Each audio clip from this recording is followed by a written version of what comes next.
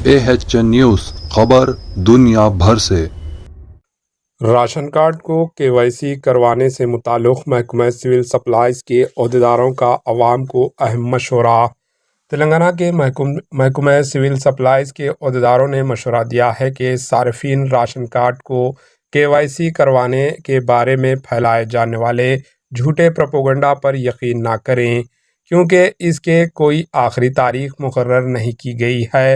عہدیداروں نے ان اطلاعات کو بھی غلط قرار دیا کہ KYC نہ کروانے والوں کے نام کو کارڈ سے حذف کر دیا جائے گا۔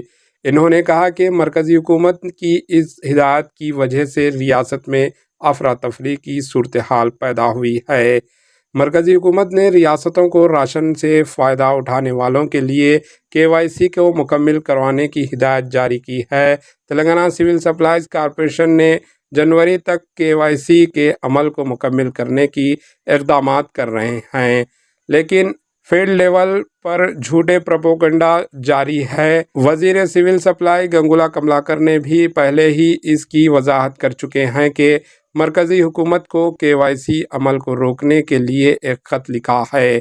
بہت سے لوگ جن کے نام راشن کارڈ پر ہیں وہ دوسرے ممالک اور دوسرے علاقوں میں ہیں، اور وہ فکر مند ہیں کہ مرکز کی ہدایت سے ان سب کو پریشانی کا سامنا کرنا پڑ رہا ہے۔